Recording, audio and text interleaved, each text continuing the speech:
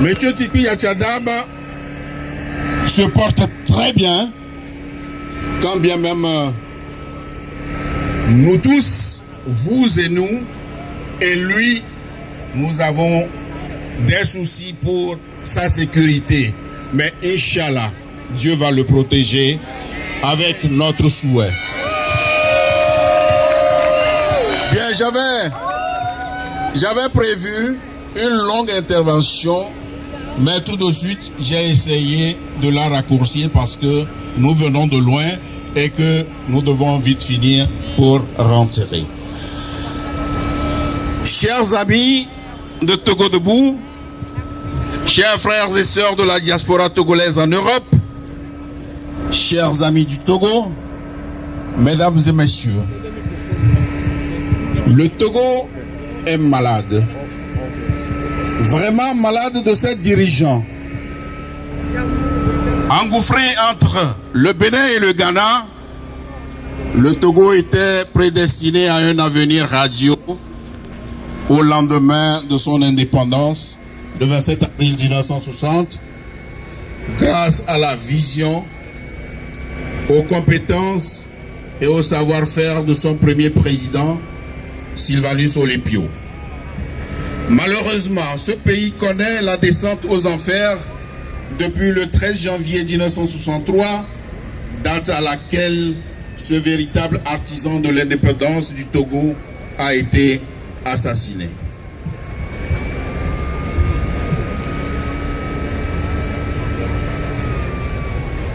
Le Togo, notre pays, se trouve dans un état de délabrement total.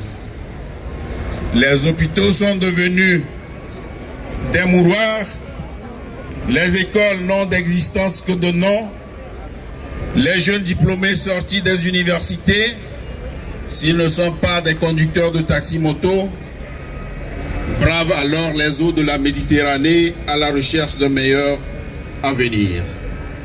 La plupart d'entre eux meurent dans la fleur de l'âge. C'est dans ce contexte qu'une manifestation pacifique a été organisée le 19 août écoulé par le Parti national panafricain de Maître Tipi Achadam, un parti de l'opposition. Aujourd'hui, le peuple togolais s'est levé, comme nous l'avons fait aujourd'hui, s'est levé comme un seul homme pour demander le retour de la Constitution de 1992 ou le départ pur et simple de l'inconscient Faure Gnassingbé.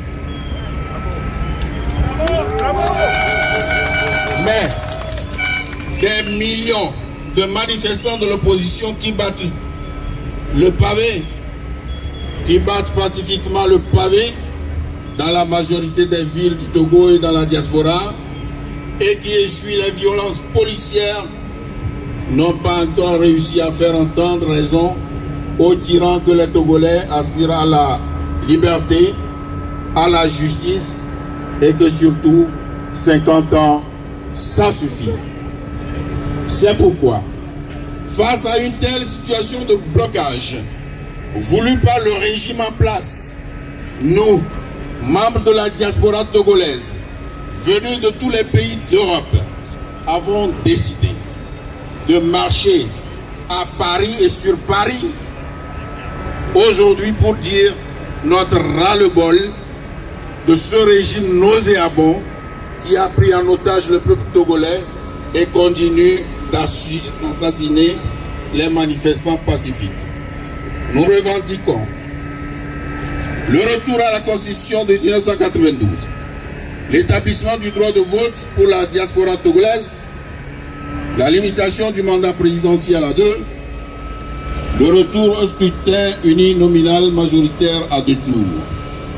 Le choix de Paris pour relayer toutes ces revendications n'est pas anodin. Les droits et libertés auxquels les Togolais aspirent sont ceux qui ont été revendiqués et obtenus en France lors de la révolution de 1789, ceux qui ont fait de la France la patrie et le chantre des droits de l'homme. Il s'agit donc tout naturellement de cause commune qui recommande que le peuple français entende le cri d'alarme du peuple togolais meurtri par 50 ans de pouvoir de père en fils.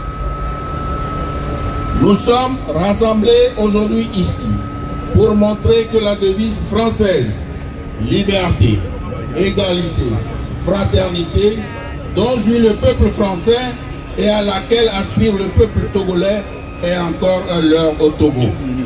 Cette devise, il découle